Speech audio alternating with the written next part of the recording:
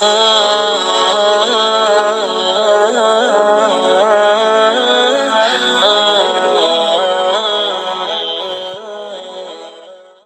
دیر آپ کے سامنے ہوں میں مخاطب کروں گا تھوڑا سا میڈیا والوں کو، وہ اسلام کی تھوڑی سی صحیح تصویر لوگوں کو کے سامنے پیش کرنے کی کوشش کریں۔ میں ایک واقعے کی طرف آپ کو لے جانا چاہتا ہوں۔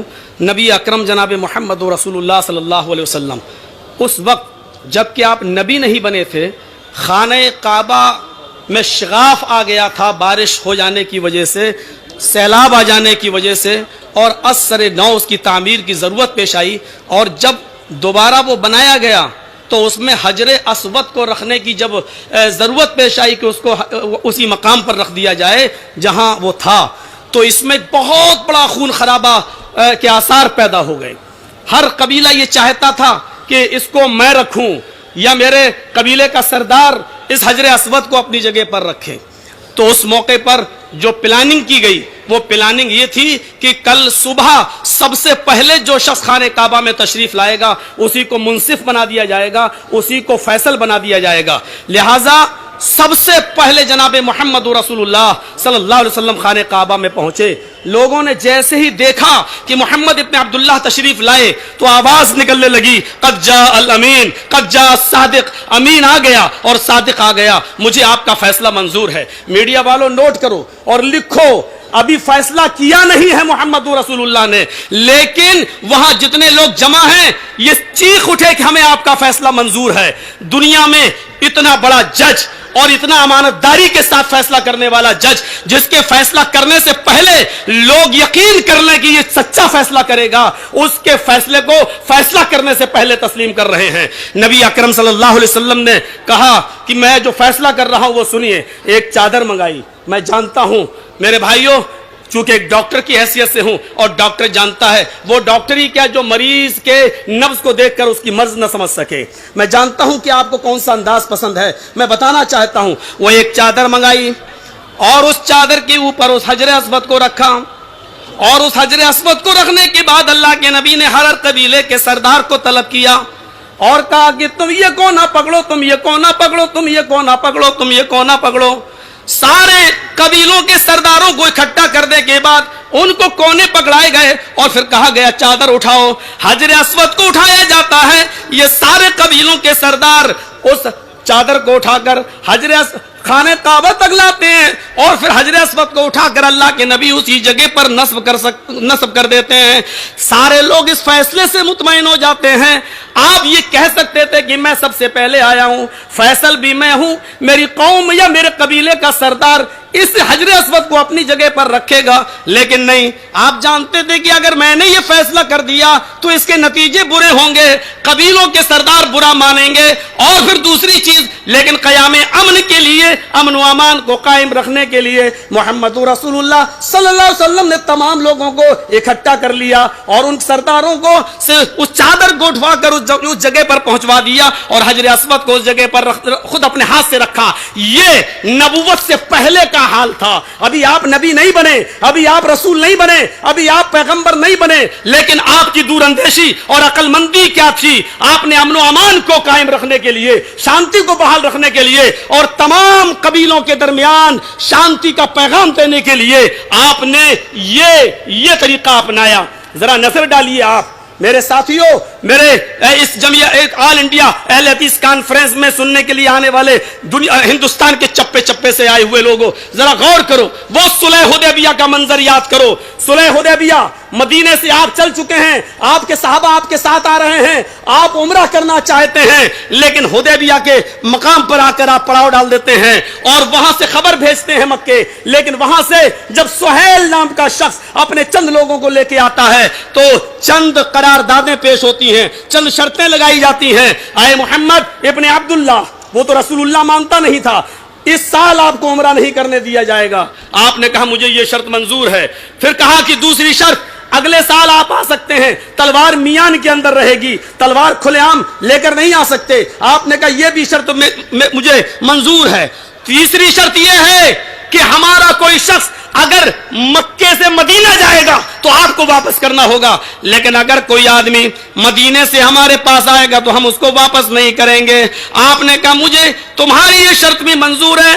صلح ہو جاتی ہے، جب معاہدہ ہوتا ہے تو یہ لکھا جاتا ہے کہ محمد رسول اللہ کو یہ شرطیں منظور ہیں، لہذا شرط یہ دستخط کا نمبر آ جاتا ہے۔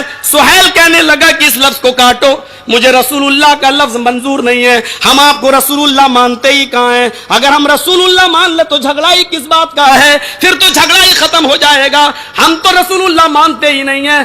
آپ نے حضرت علی سے کہا اے علی محمد رسول اللہ کا لفظ کاٹ کر ابن عبداللہ لکھ دو۔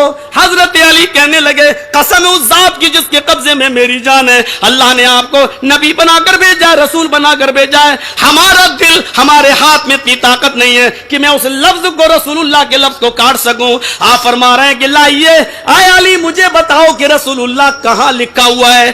آپ نے اس لفظ رسول اللہ کو اپنے ہاتھوں سے قلم کاٹ دیا۔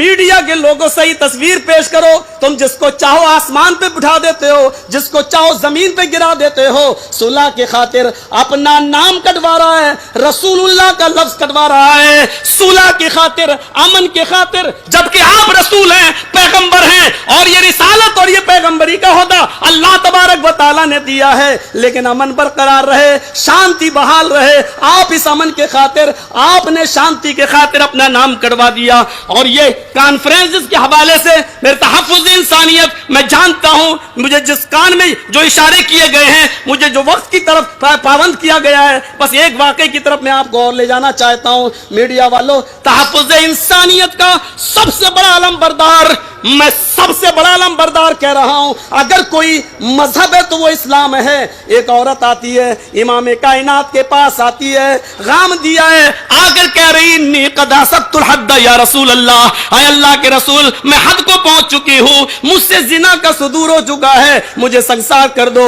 مجھے پاک کر دو، مجھے پاک و صاف کر دیجئے، یعنی مجھے سنسار کر دیجئے۔ اس کے سنساری کا حکم دیا جاتا ہے، پتہ چلتا ہے اس کے پیٹ میں حمل ہے، اس زنا کی پیداوار ہے۔ صحابہ کہتے ہیں اللہ کے رسول یہ تو حامل ہے، یہ تو گربھوتی ہے، اس کے پیٹ میں تو بچہ ہے، یہ پریگننٹ ہے۔ اللہ کے نبی کہتے ہیں رک جاؤ، ابھی تیری سزا ملتوی کی جا رہی ہے، ابھی تجھے سزا نہیں دی جا سکتی ہے۔ اے عورت، اے غام دیا، جب بچہ پیدا ہو جائے تب آنا۔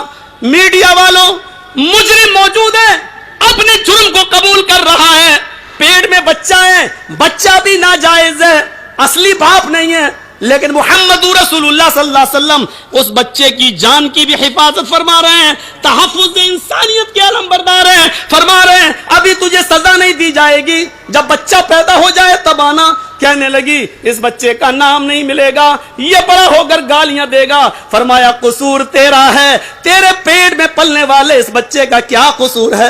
اس بچے کو بھی پیدا ہونے کا حق ہے، اس بچے کو بھی اس دنیا میں آنے کا حق ہے، اس بچے کو بھی نماز پڑھنے کا حق ہے، اس بچے کو بھی روزہ رکھنے کا حق ہے، اس بچے کو بھی اسلامی قوانین پر عمل کرنے کا حق ہے، اس بچے کو بھی جنت میں جانے کا حق ہے، اس کے حق کو نہیں چھینا جا سکتا ہے۔ تیری سزا ملتوی کی جا رہی ہے، جا، جب بچہ پیدا ہو جائے تب تو آنا۔ بچہ پیدا ہو گیا، وہ بچہ لے کے آتی ہے، اے اللہ کے رسول یہ بچہ ہو گیا، لے لیجیے آپ نے اس بچے کو اپنی گود میں لے لیا۔ بعض روایتیں یہاں تک کہتی ہیں آپ نے کہا جاؤ یہ بچہ پیدا ہو گیا، اس کو سنسار کر دو۔ جیسی وہ دروازے تک گئی، بچہ رونے لگا، اللہ کے نبی سے کہنے لگی اللہ کے رسول اس بچے کو آخری مرتبہ مجھے دودھ پلا لینے دیجیے۔ اللہ کے نبی نے اجازت دے دی۔ اس عورت نے چہرہ گھما کر اس بچے کو اپنے پستان سے لگایا اور اس کے بعد اپنے نبی کو دے دیا۔ اللہ کے رسول نے اس بچے کو اپنی گود میں اپنے ہاتھ میں لیا، دیکھ رہے کہ اس بچے کے منہ میں دودھ لگا ہوا ہے، عورت کو سنسار کرنے کے لیے لے جایا جا رہا ہے، لیکن منہ میں لگا ہوا خون، منہ میں لگا ہوا دودھ دیکھتے ہیں تو رحمت للعالمین کی رحمت اور شفقت جوش میں آ جاتی ہے۔ فرماتے ہیں عورت ادھر آؤ، اس بچے کا حق تیری پستان میں ہے، اس بچے کی غذا تیری پستان میں ہے، ابھی تجھے سزا نہیں دی جائے گی۔ محمد رحمت بنا کر بھیجا گیا ہے، محمد رسول اللہ کو اللہ نے رحمت بنا کر بھیجا ہے، اس بچے کا حق مارنے کا مجھے کوئی حق نہیں ہے۔ جا، جب یہ بچہ روٹی کھانے لگے تب آنا، جب تک تیرا دودھ نہیں چھوڑ دے تب تک نہیں۔ میڈیا والوں، یہ تصویر بھی کبھی پیش کر دیا کرو، یہ تصویر ہے اسلام کی، ایک چھوٹے سے دودھ پیتے بچے کا حق نہیں مارا جا رہا ہے، دیا جا رہا۔ جاؤ کسٹڈی میں نہیں دیا گیا ہے, کوئی پولیس اس کے پیچھے نہیں لگائی گئی ہے. جو عورت خود اللہ کے دربار سے اللہ کے ڈر رہی ہو, اس کے خوف سے آئی ہو, وہ کیا بھاگے گی اور کہاں جائے گی؟ جا میرے بھائیوں ذرا نظریں ڈالو. جب وہ عورت گئی اور جب دودھ پینے لگا بچہ, دودھ چھوڑ دیا, تب روٹی کھانے لگا, تب لے کر آئی تو اللہ کے رسول نے نظریں آسمان پہ ڈالی اور فرمایا, آئے خاتون, اب تیرے لیے محمد رسول اللہ کے پاس بھی اب کوئی راستہ نہیں ہے. اس بچے کو دوسرے کے حوالے کیا اور اس کو سنسار کر دیا گیا. میرے ساتھیوں, بس آخری بات بتا کر میں ختم کر رہا ہوں اپنی بات کو کہ اسلام وہ مذہب ہے. یہ تو پیٹ کا بچہ تھا, یہ تو پیدا ہو چکا تھا. ایک وہ بچہ جو رحم مادر میں ہے, اسلام اس بچے کو بھی گرانے کی اجازت نہیں دیتا. فرمایا جو بچہ رحم مادر میں مار دیا جاتا ہے, پیٹ میں مار دیا جاتا ہے, ایبورشن کرا دیا جاتا ہے, یہ بچہ قیامت کے دن اس حال میں آئے گا. بخاری کے الفاظ ہیں, جا معلق بین صدیہا, جا معلق بین صدیہا, وہ بچہ قیامت کے دن اس حال میں آئے گا کہ اپنے ماں کی دونوں پستانوں سے لٹکا ہوا ہوگا. یقول یا ربی ھذی امی قتلتنی, اور کہہ رہا ہوگا اللہ یہ میری ماں ہے جس نے دنیا میں مار ڈالا تھا. اسلام اس پیٹ کے بچے کو بھی مارنے کی اجازت نہیں دیتا ہے. اسلام کا یہ ہے تحفظ انسانیت, یہ ہے محمد رسول اللہ صلی اللہ علیہ وسلم کا دین جو انسانیت کے تحفظ کو فراہم کرتا ہے. میرے بھائیوں, ہمیں اور ہماری میڈیا کو چاہیے کہ اسلام کی صحیح تصویر پیش کریں. پیروں میں اب نوچا بھی جانے لگا, وقت کے ختم ہونے کا الارم ہو گیا. وآخر دعوانا الحمدللہ رب العالمین. سلام.